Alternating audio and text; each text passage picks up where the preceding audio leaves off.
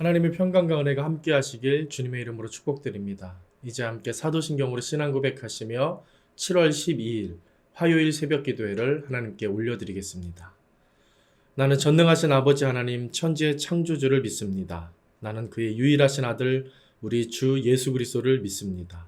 그는 성령으로 잉태되어 동정녀 마리아에게서 나시고 본디오 빌라도에게 고난을 받아 십자가에 못 박혀 죽으시고 장사된 지 사흘 만에 죽은 자 가운데서 다시 살아나셨으며 하늘에 오르시어 전능하신 아버지 하나님 우편에 앉아 계시다가 거기로부터 살아있는 자와 죽은 자를 심판하러 오십니다.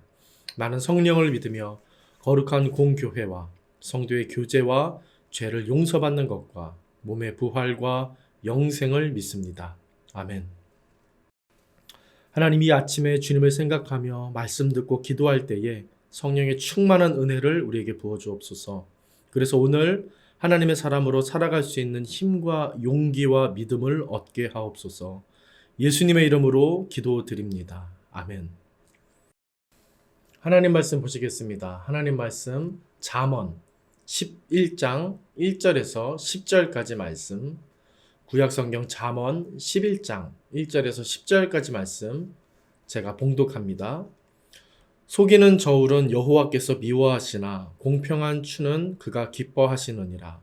교만이 오면 욕도 오거니와 겸손한 자에게는 지혜가 있느니라.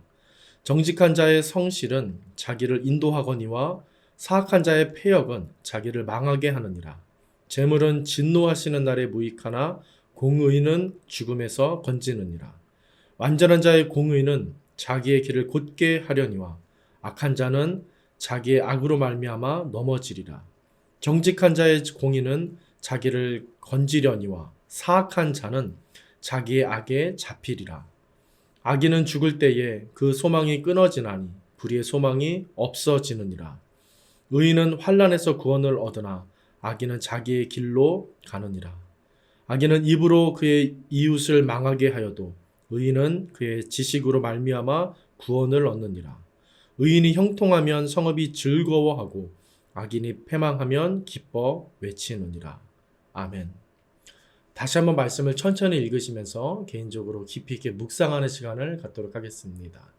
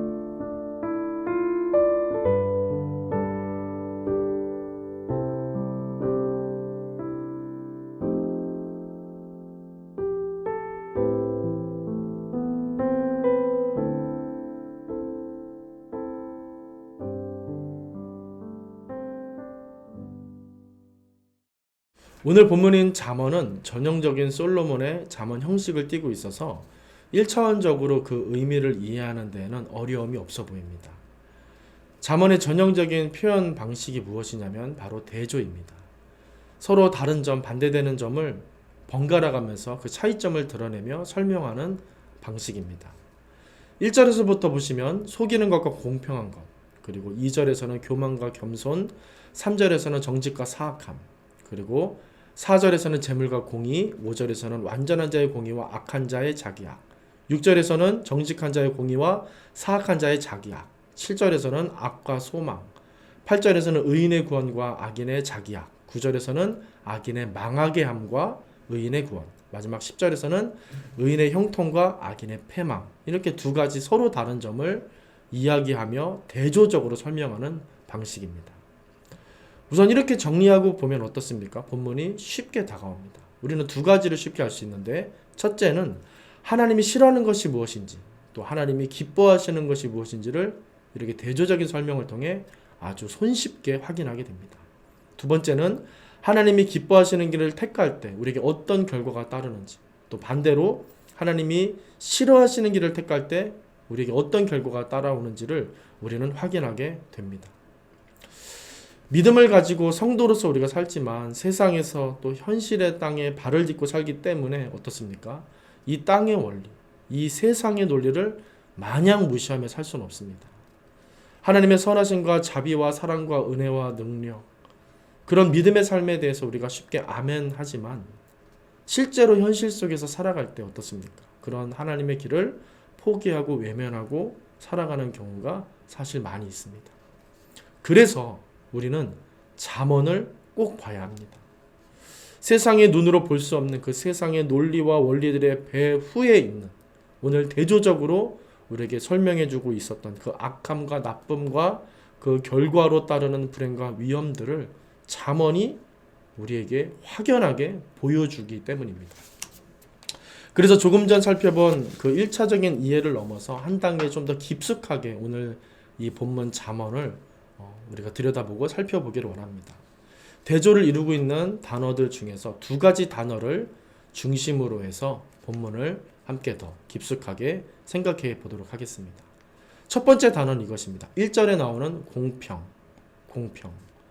이 말이 온전한, 정직한이라는 의미로도 쓸 수 있는 말인데 단어 자체의 의미보다는 문맥의 의미가 참 중요합니다. 이 단어가 구약 성경에서 총 30번 조금 안 되게 사용이 되었는데 특별히 열왕기서나 역대기서에서 많이 쓰였습니다. 역사서에서 많이 쓰였습니다. 그리고 이곳에서 쓰일 때만 특히 눈에 띄는 공통점이 발견되는데 무엇이냐면 바로 하나님 앞에서입니다. 하나님 앞에서. 이것을 생각하는 게 중요합니다. 역사의 주관자 하나님 앞에서 이스라엘, 그 유다의 왕들이 어떻게 했는지, 이런 문맥 속에서 이 공평이라는 단어가 계속 역사서에서 주로 쓰였던 겁니다. 이 공평이라는 말이 오늘 1절에서 무슨 말과 대조를 이루고 있었는지 여러분 떠올려 보시기 바랍니다. 무슨 말이었습니까? 속이는 것, 이것과 대조를 이루고 있었습니다. 세상에서 하나님이 눈에 보이지 않으니까 하나님 없는 것처럼 자기 마음대로 자기 욕심대로 행동하는 것을 뜻합니다. 속임이라는 의미가 바로 그것입니다.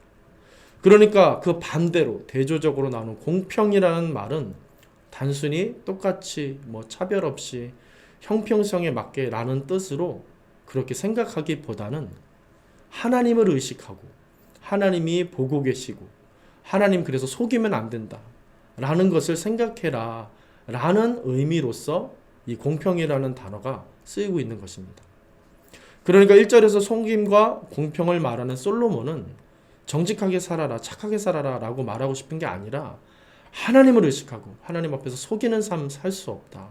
하나님 앞에서의 삶을 살아라. 이게 믿음이다. 라는 차원으로 우리에게 말하고 있었던 겁니다. 현실 속에서 살아갈 때 내가 손해볼 것 같고 또 불이익을 당할 것 같을 때 우리는 순간순간 하나님이 없는 것처럼 행동하고 선택하고 말할 때가 사실이 있습니다. 세상에서 또 현실에서 산다는 이유로 하나님 앞에서 온전하게 살지 못할 때가 많은 겁니다. 오늘 솔로몬은 그런 우리의 모습에 일침을 놓고 있는 것입니다. 그리고 그것은 단순히 정직하고 착하게 살아라 라는 말이 아닌 더 원대한 의미, 무엇입니까? 하나님 앞에서의 삶인 것입니다. 솔로몬을 통해 하시는 하나님의 이 음성을 우리 성도님들 마음으로 들으시고 마음에 새길 수 있기를 바랍니다. 그 다음으로 두 번째를 살펴보겠습니다. 두 번째로 살펴볼 단어는 2절에 나옵니다. 바로 교만이라는 말입니다. 교만. 이 교만이라는 말은 성경에서 가장 중요하게 사용된 단어들 중에 한 단어로 볼 수 있습니다. 정말 중요한 말입니다.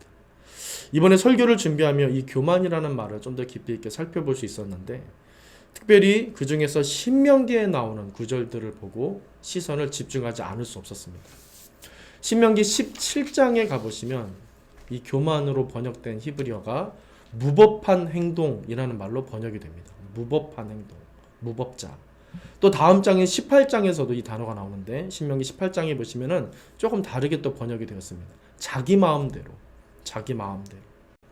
그리고 이번에도 그렇게 사용된 문맥, 이 신명기 문맥이 참 중요한데, 두 구절 모두 문맥이 같습니다. 어떤 문맥이냐면, 제사장이나 선지자가 전하는 하나님의 말씀을 사람들이 듣지 않는 그런 상황, 그런 문맥 속에서 이 교만이라는 말이 쓰였습니다.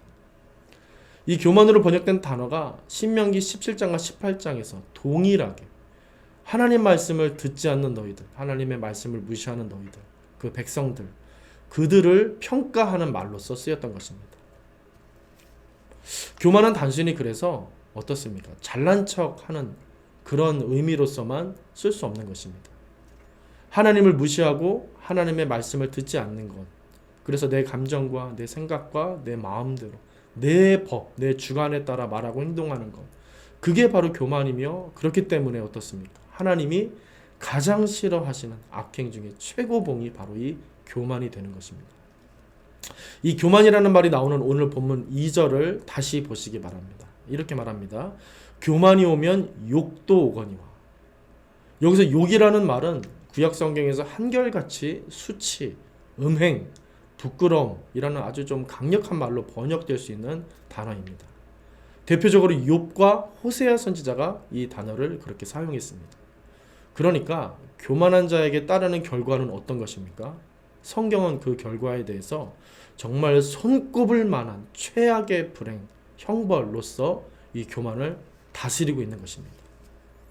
그리고 느끼셨겠지만 처음 살펴보았던 공평의 의미, 이 첫 번째로 살펴본 공평의 의미와 방금 살펴본 이 교만이라는 말의 의미가 어떻습니까? 일맥상통한 어떤 하나의 문맥이 있었습니다. 여러분 느끼셨습니까? 무엇입니까? 세상에서 정직하게, 착하게, 겸손하게 살아라 라고 말하는 1차원적인 거기에서 끝나는 그런 의미가 아니라 그 이상으로 무엇입니까? 하나님과 직접적인 관련이 있는 삶, 바로 하나님 앞에서의 삶, 하나님을 의식하는 삶, 이것을 무엇이라고 합니까? 하나님을 경외하는 삶.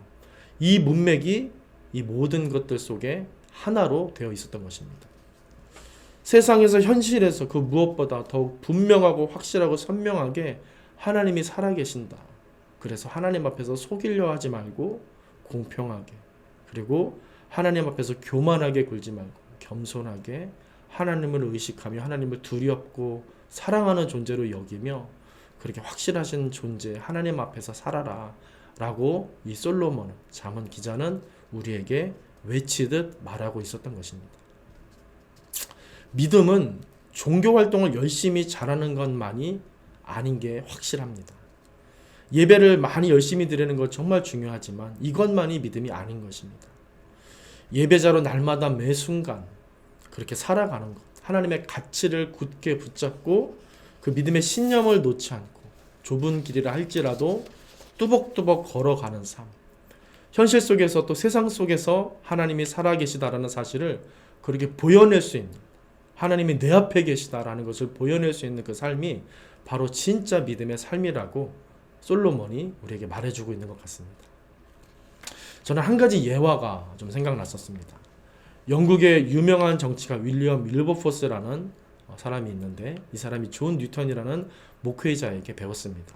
이 존 뉴턴은 우리가 잘 아는 것처럼 어메이징 그레이스 이 찬송가를 작사한 목회자인데, 과거에 해군이었다가 탈영을 해서 악명 높은 노예 무역 상선에서 일했던 사람입니다. 그때 당시 자신의 기록에 보면은 하나님을 나는 조금도 두려워하지 않았다라고 말할 정도로 정말 무법자였고 교만한 사람이었습니다. 하지만 그가 회심을 하고 목회자가 되었고 나중에 윌리엄 윌버포스라는 청년을 가르치기까지 했습니다. 이때 이 윌리엄 윌버포스가 존 뉴턴에게 은혜를 받고 나서 자기가 있었던 이 더러운 정치판 이것을 혐오하며 자기는 목회자가 되겠다고 좀 순결하게 살겠다고 그렇게 다짐하며 이 존 뉴턴에게 말했다고 합니다.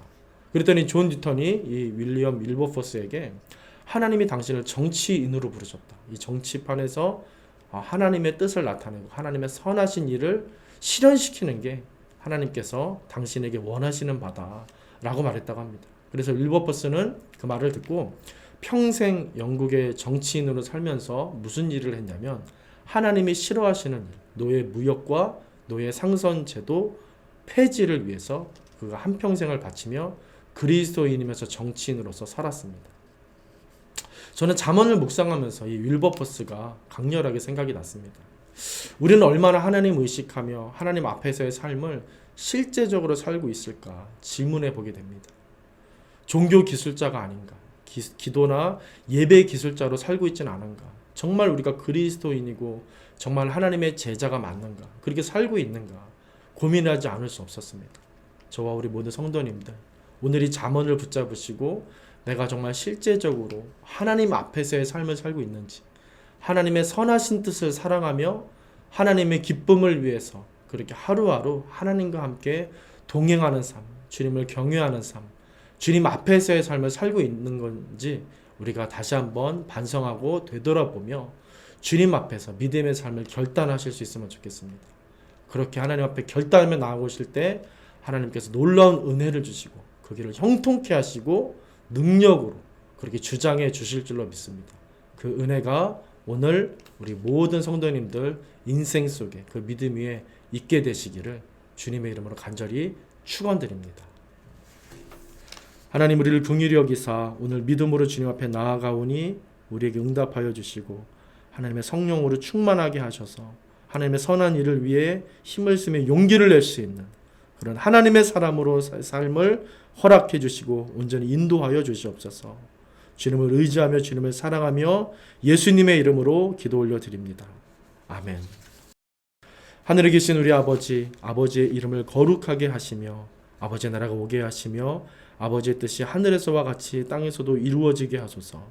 오늘 우리에게 일용할 양식을 주시고 우리에게 잘못한 사람을 용서하여 준 것 같이 우리 죄를 용서하여 주시고 우리를 시험에 빠지지 않게 하시고 악에서 구하소서. 나라와 권능과 영광이 영원히 아버지의 것입니다. 아멘.